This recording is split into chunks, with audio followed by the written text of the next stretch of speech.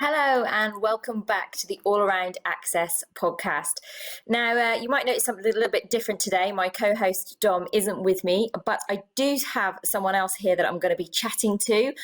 Lynne Hutchison represented Great Britain for several years as a rhythmic gymnast, medalled at the 2010 Commonwealth Games for England and represented Team GB at the London 2012 Olympic Games. She's now an elite rhythmic coach and I am delighted to welcome her on the podcast. Lynne, welcome. How are you doing?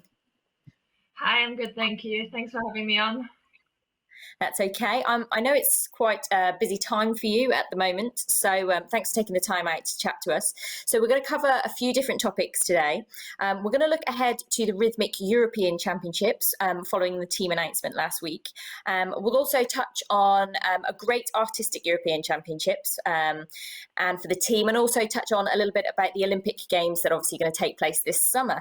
I also caught up with Lynsey Marsh, who is the performance lifestyle advisor for the English Institute of Sport.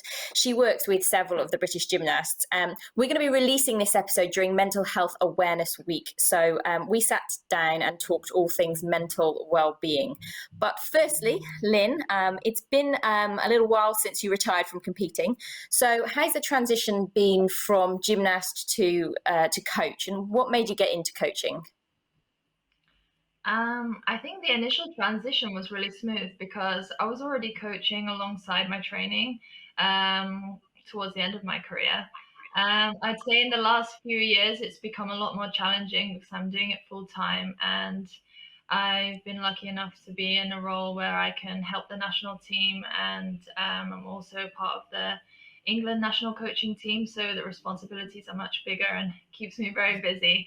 I'm learning more and more all the time as I do the job. And yeah, I guess I'm still at the beginning of this journey. I've got a long way to go, and looking forward to seeing how the sport develops over the next few years. Brilliant, yeah, and I imagine obviously the last year for coaches and gymnasts alike has been quite tough. But with events obviously returning to the calendar now, how good is it to see potentially some events and some competitions happening? Yeah, it's definitely been a long wait. We've done some events online. We've been doing some online competitions. Even during the lockdown, we did some competitions from our living rooms, just to keep that competitive feeling going in the athletes, because ultimately we train to compete. So not having that competition part of your training is just such a big part missing. So we're really looking forward to getting back out, going to competitions very soon, and hopefully that will continue with less disruption after that. Yeah, that's really interesting. I was going to touch on that. You've obviously been really active with your gymnasts on Zoom throughout all of the lockdowns. I was going to ask you if you'd learned anything new, but actually competitions, how did you manage that on a Zoom with rhythmic operators, and how did that work? Yeah, we had to get really creative during the lockdown. My rhythmic group, actually edition in the first lockdown, they all came together. They did some really cool effects with their cameras and things. As obviously with the timing on Zoom, it's quite difficult to stay in time just because of the delays with connection and things like that. But they really used some really effective ways of using the cameras, and they were kind of coming in from one side, coming up from underneath, covering the camera with their apparatus, and they made it really effective, and they actually won that competition for their creativity. But we've also done some events from our gym where you just do your routine, and rather than being judged by a live panel of judges, they're judging you on YouTube or through Zoom or something like that. So it's definitely been a different experience, but it's been really valuable to be able to do that. Otherwise, we wouldn't have had any competitive experience at all over the last few months. Yeah, it sounds like quite a lot of fun, and maybe you also brought them together maybe as a team a little bit more. Yeah, definitely. It was a good way especially for group. Big aspect of that is the team and the friendship and the bond between them. So having to train alone for however many months it was really challenging, but they were definitely keeping in touch every day via Zoom and other social media, texting, things like that. And they were really, really happy when they were reunited. It's really a nice moment to see them all back together again and allowed to exchange their apparatus and do collaborations and things like that. It's really nice that they are able to do that now. Yeah, definitely. It's great to see the gymnasts starting to get back into the gyms. So, over the last couple of days, the team has been announced for the 2021 Rhythmic European Championships. That's going to be taking place in Bulgaria in June. Named in the team is the group that you coach at iStar Academy. So, how exciting is that for you gymnasts to obviously be going to a European Championships, but also to have a competition, an actual competition to prepare for? Yeah, it's a lot of exciting news in one go. I think first, just to be able to go to a competition, we really like appreciate the value of that now because it's been something that we haven't been able to do for so long. And then the fact that it's a European Championships is a massive achievement for all of the girls in the team. They're very young and they're still quite inexperienced. It's their first competition representing Great Britain as seniors. They've never done that before, only as juniors for some of them. So that's a massive deal as well. And also, the last time Great Britain had a group out at internationals for seniors was when I was in the group. So that was back in 2012. So it's been a long break. Great Britain haven't been on the international circuit for almost 10 years. So it's quite a big deal for the group discipline in the UK right now, and we're really proud to have been selected and to make that step. And hopefully, we're now showing what pathway the group pathway in the UK can take you on. So for all the young kids out there who are doing their espoir groups and junior groups, that if they work really hard, ultimately they can work towards representing their country in a group at major competitions like Europeans. Yeah, it's fabulous. It's really great, like you say, for young gymnasts to aspire to. Obviously, a lot of them will also compete, maybe potentially in the individual competitions. What's the difference between, what are the challenges of being part of a group as opposed to being an individual? I think the most obvious thing for spectators is that there's five apparatus, so there's more chance to drop because there's five pieces of equipment. It takes a lot of repetition. For individuals, you have to practice a lot, but for group, you have to do like similar moves, but all at the same time, and everyone has to catch. So it is a lot of training, a lot of repetition, a lot of working on those details, the timing, the formations. Just to choreograph a group routine takes a lot of brain power, and even choreographing an individual routine is hard, but a group routine, it can take months to get the final product. We just keep changing something here and there, and as the girls get better, they get faster, and then gaps start to appear in the routine, which you then have to fill. Mhm. And the difficulty is open-ended now, so we're just cramming that difficulty in as much as possible. So it's kind of open-ended, the choreography process. It never really ends. I'm always adding a little bit, tweaking bits, and changing stuff. And that process never ends really with group, which is it's a good thing, but it's also is quite challenging as well. Yeah, that's really interesting just to hear all the kind of the intricacies of what you have to do as a group. So obviously you've got the European Championships coming up. What are your preparations going to look like from now until then? So we have a preparation camp with the team. It's been really nice to be able to do national squad training camps over the last few months, and despite the lockdown, that's been a really helpful thing for the girls and for us as well to be able to have the nice facilities of Lilleshall and train face to face with the gymnasts and get together with the team and feel that that team atmosphere going into events is really important. And then yeah, just lots of training. It's a very unique experience this time because of COVID. We haven't had any warm-up competitions. The only warm-up events we've had are online, so it's going to be really challenging for the girls having had such a long break away from competition, and they are not so experienced anyway. This is kind of the start of their journey, so whatever happens out there, I just know that this is the first step of the journey, and I hope that they'll get more opportunities afterwards to build on whatever they do at this first major championships that they're attending. Yeah, so they may have not as much experience, but obviously they've got a coach like yourself who does, which is fabulous. We've obviously got the Commonwealth Games in Birmingham next year, which has come around really quickly. Having medals as a gymnast, what would it be like to be a coach on home soil next year? Yeah, I mean, any home games, whether it's Olympics or Commonwealth Games, is really special. I also competed in Glasgow 2014, so although it was Scotland, still very close to home, and I think it's going to be very exciting. It's it's coming around very quickly, which is hard to believe because of everything that's gone on with COVID. But I think when you really think about it and think that this is happening next year, it's going to be a home crowd. It's going to be really special, and I think that's something that really motivates us to keep going and to keep training hard and to make that experience as good as possible for the gymnasts. But yeah, we'll be very proud to be there as a coaching team. We've made a lot of changes in the last few years with the England program. Myself and Laura leading the program, and I think we've tried to really incorporate some new things, looking at things from a more psychological aspect and really getting that team spirit, team building together with the gymnasts and the personal coaches. So I think that has been making a difference, and I hope that will show when the games come next year. Yeah, definitely. And for those listening, obviously, we've just spoken about trying to get back into competitions, and people have not had many chances and opportunities. What would your advice be, obviously, as a top former gymnast and as a high level coach? What would your advice be for anyone returning to the competition floor for the first time in a little while?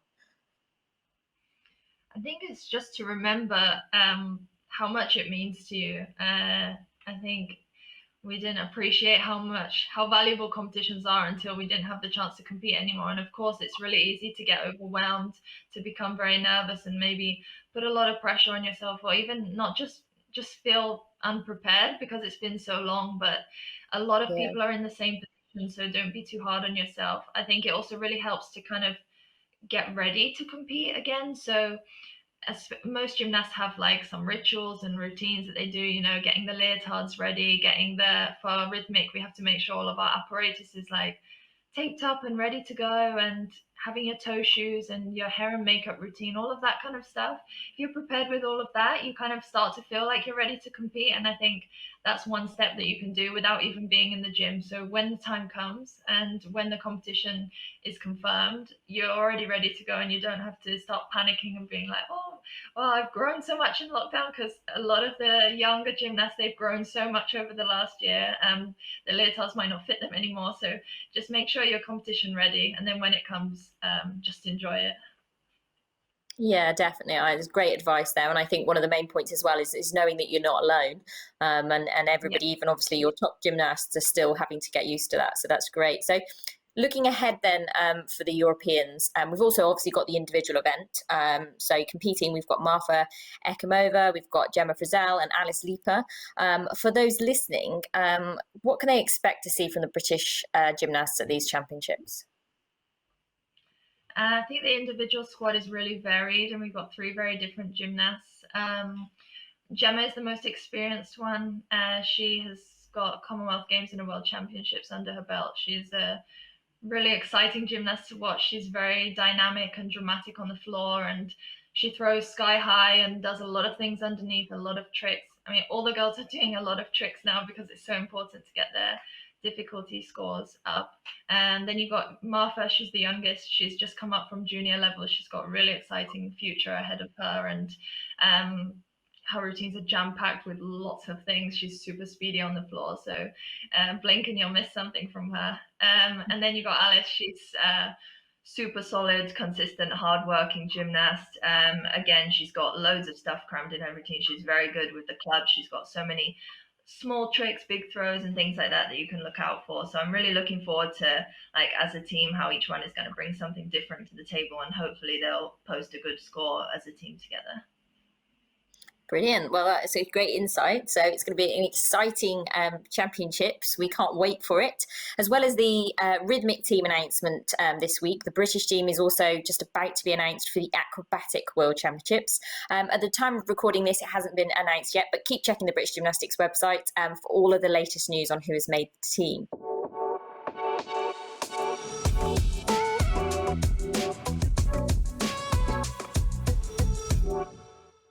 So as some of you may know, this week is Mental Health Awareness Week.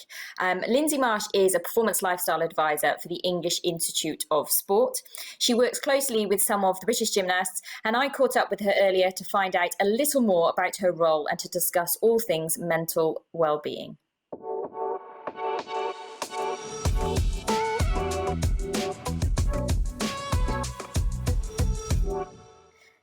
Hi, Lindsay. Thank you so much for joining us at the All Around Access podcast. How are you doing? Good, thank you. How are you? Good, not too bad. Thanks for asking. So, as you know, we're releasing this during Mental Health Awareness Week, and I'm delighted to have the chance to catch up with you. Firstly, just for our listeners, can you talk us through your role at the English Institute of Sport? Yep, so my role is performance lifestyle, and the purpose of performance lifestyle is to provide a holistic approach to athlete support. So supporting their personal and lifestyle needs around their sporting ambitions, whilst also empowering athletes to engage in activity which allows them to grow as people as well as performers. The service delivers both via workshops and immersive learning and through a coaching mentoring approach in one-to-one sessions with athletes. Performance lifestyle offers expertise in 5 key pillars, those being managing transitions, career development, education, personal and professional development, and supporting well-being as an athlete moves on to, through, and out of the world-class programme.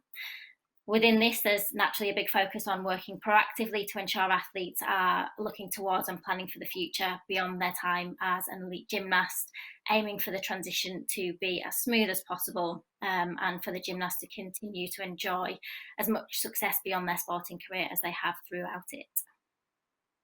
Wow, so a lot of support there for yourself. That sounds really, really fascinating, and it's great to hear that athletes have that support behind them, because we know a lot of focus goes into the sport itself, but there's an awful lot of things that come along with that. So it's really interesting to hear. Does your role, obviously, it fits in with other roles, I'm guessing, with the EIS? Are there other different roles that sit around it that support the athletes?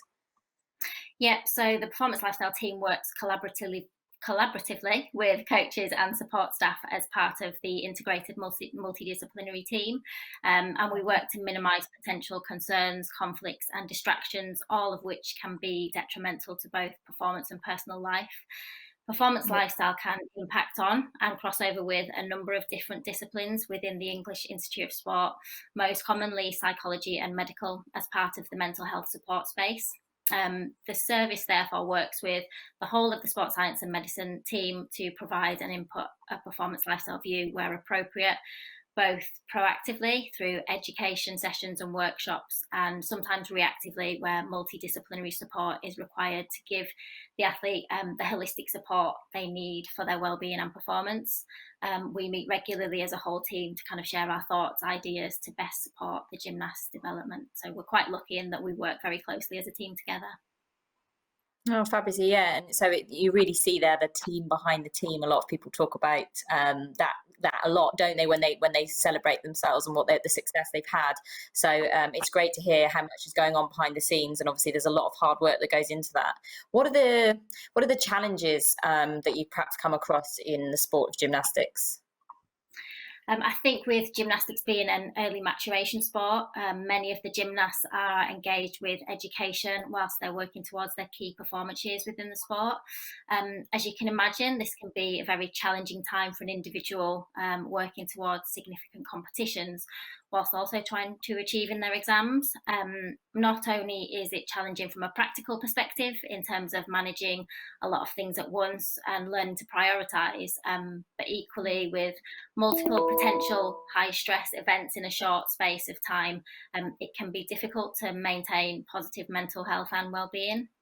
We're very much focused on gymnasts achieving their potential both within and out of the sport, but we understand the challenges around this, so we try to provide support in both minimising those challenges whilst also promoting a continuation in whatever form of education or personal development moves the gymnast closer to their goals beyond sport and provides a sense of balance to their lives. To do that, we sometimes link with schools, colleges, universities, education providers, as well as working directly with the athlete.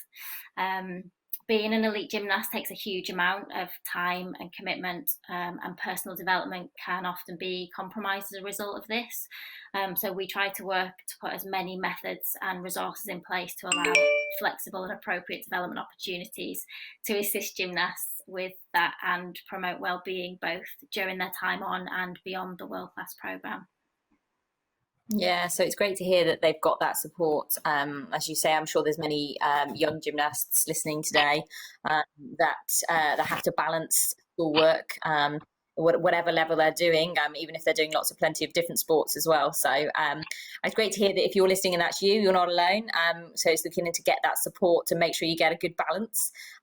How do you work with, how do you and the team work with gymnasts to help mental health? So I guess we work very collaboratively with psychology and medical, as I mentioned earlier. We have a mental health working group with the purpose of promoting positive mental health and supporting those who do experience mental health challenges. As a whole team, we work to promote the constructs of positive mental health, including informed choice and autonomy, a whole person approach, connection to others, and giving back to self. We work with athletes to develop the skills and acknowledge those skills they already have to thrive, both in their time on programme and beyond. But where mental ill health or challenges do occur, we provide the relevant support both internally and through an external support of network specialists to ensure appropriate support and treatment is given to those who may be experiencing difficulties.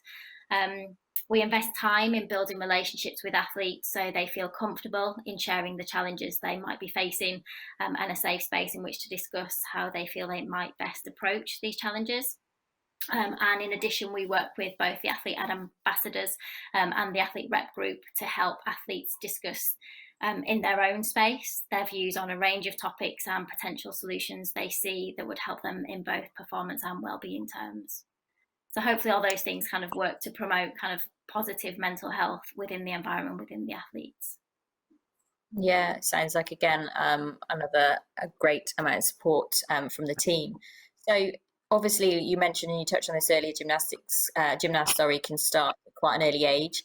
But you obviously, I'm guessing, work with a variety of different age groups. How do you work differently across those different age groups? So the Performance Lifestyle Service is funded to work with all athletes on the World Class programme. However, we do acknowledge the importance of introducing the concepts and pillars of performance lifestyle from day one on a gymnast performance pathway.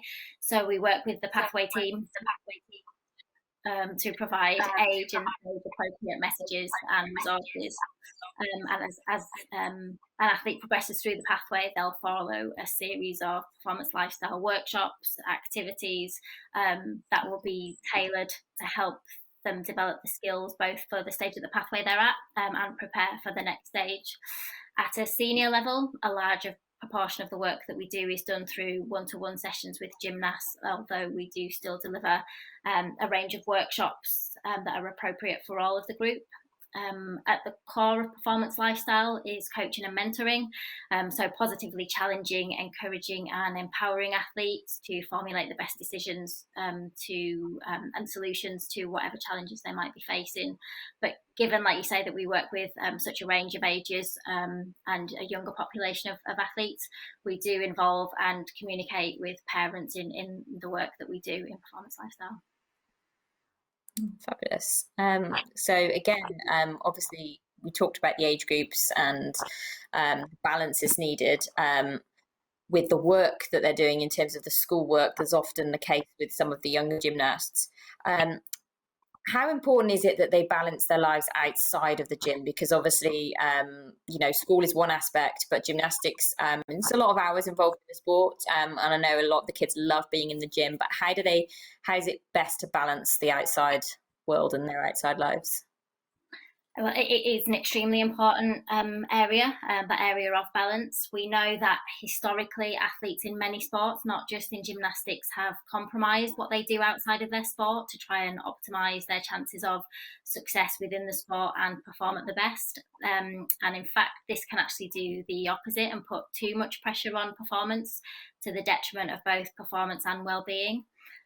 Balance outside of the sport can give a positive focus within the different activities that an athlete chooses to do outside of the sport to help optimally recover both mentally and physically from training and competition, and maintaining that sense of perspective that promotes positive well-being and mental health. As an added bonus, when it comes to personal development, research done in the area has found that engaging in personal development programs can actually enhance performance. So contrary to the popular belief of avoiding that area of work, actually engaging in it does have positive impacts on performance. Engaging in personal development also helps prepare athletes for their transition beyond gymnastics whenever that time may come, which we know can be an extremely challenging time without appropriate preparation. And you also work with gymnasts, just talking about that, to develop skills outside of the sport. Can you just explain a little bit more about that? So just more specifically now what those skills might be and why they're so important. Yeah, so what we do know about every athlete's sporting career is that ultimately, at some stage, it will come to an end. We don't always know when that will be, but preparing gymnasts for the future throughout the duration of their time as a gymnast means that whenever that time comes, they're better prepared for it. The transition out of sport, as I alluded to earlier, can be an extremely challenging one if an athlete's done no work on their personal development and understanding themselves as a person, their values and their identity. But doing this work in a staged and bite-sized amount throughout their journey can mean they optimise their life and opportunities beyond gymnastics as well as their time on programme.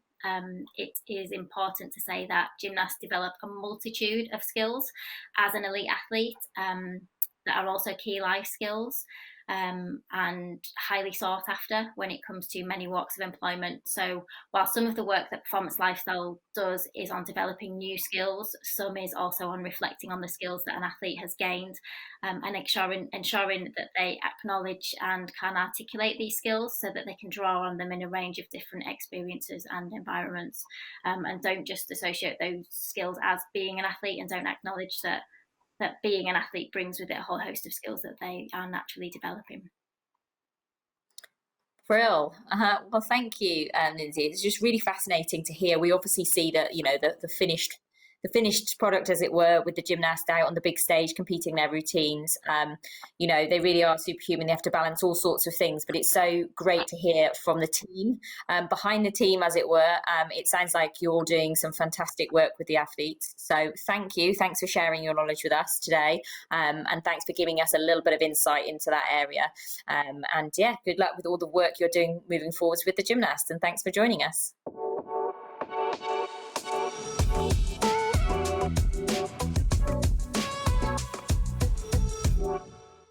So at the start of the podcast, we talked a bit about the Rhythmic European announcement. We're recording this episode a couple of weeks after the Artistic European Championships took place in Switzerland.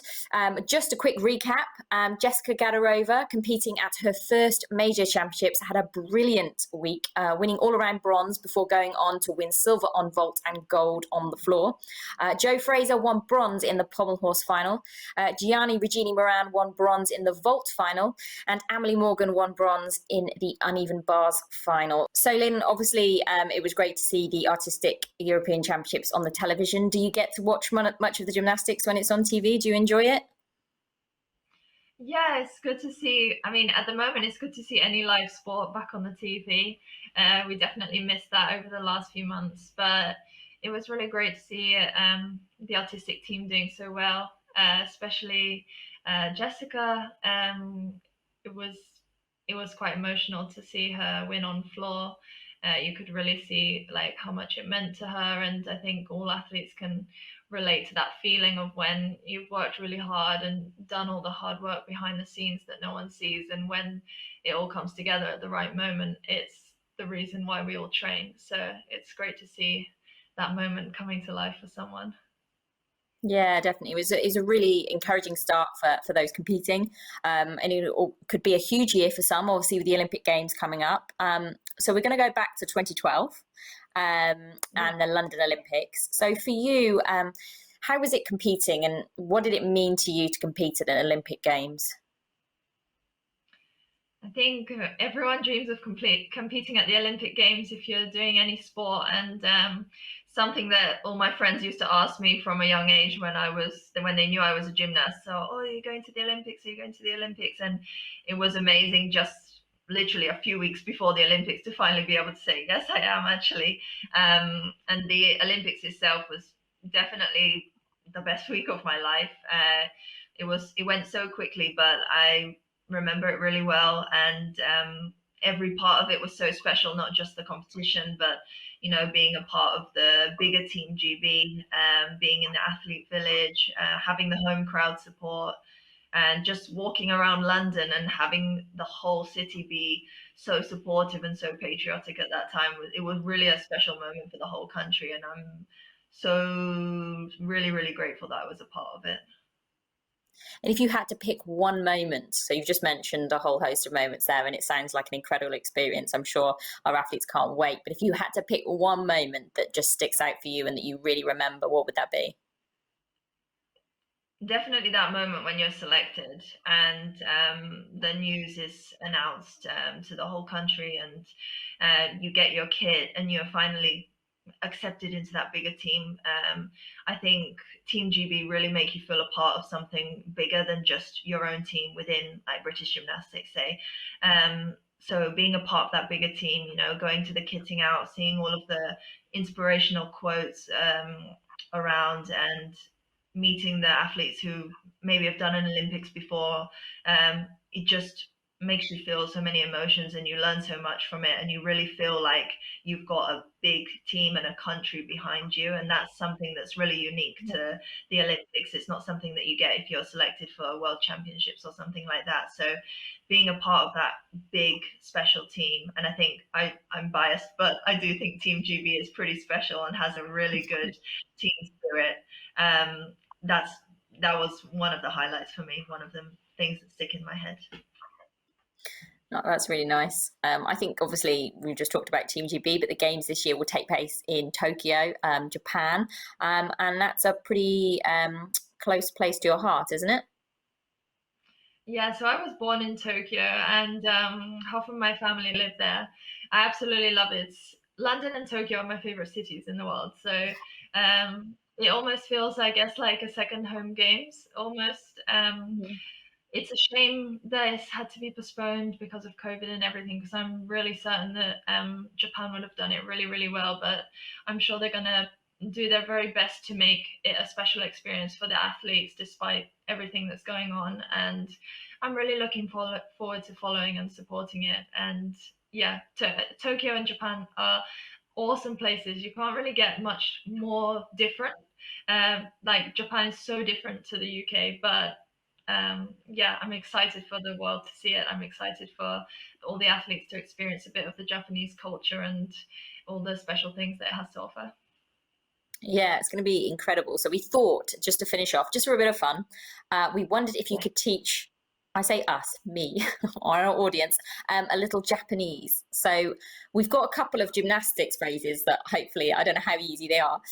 So maybe let's start with rhythmic gymnastics. Okay, rhythmic gymnastics in Japanese is shintaiso. Shintaiso. Shintaiso. Does that sound right? That's rhythmic gymnastics. Fab. What about, so we're going to go a couple of trampoline gymnastics. Is that similar? There's a lot of words in Japanese that are just, taken from English. So like, I'm pretty sure trampoline is like trampoline, but please don't quote me on that. Okay. Okay, so like, what about? I think so. You think so? What about finally? Come on, Team GB. Oh, I can do that. So, come on is like ganbatte or ganbare, and Team GB you could say it like, or if you say Great Britain, so igirisu. So, ganbare igirisu. Ganbare igirisu. Igirisu. I think that's right. Yeah. That sounds good. Okay. Well, I think that was a bit of fun. Thank you for that. I think it's, it's great. I think it's going to be a fabulous games, like you said, in Tokyo, regardless if it's been postponed. I'm sure, like you say, they will put on an incredible show. And for our athletes as well, to have an experience like you've described will just be phenomenal for them. So thanks so much for joining us. It's been really interesting to talk through. Can't wait for the Europeans and obviously the Olympics as well. It's less than 3 months away, which is exciting for everyone. everyone involved. So thanks so much for joining me. It's been great to catch up. If I don't speak to you before, a huge good luck to you and your girls at the European Championships.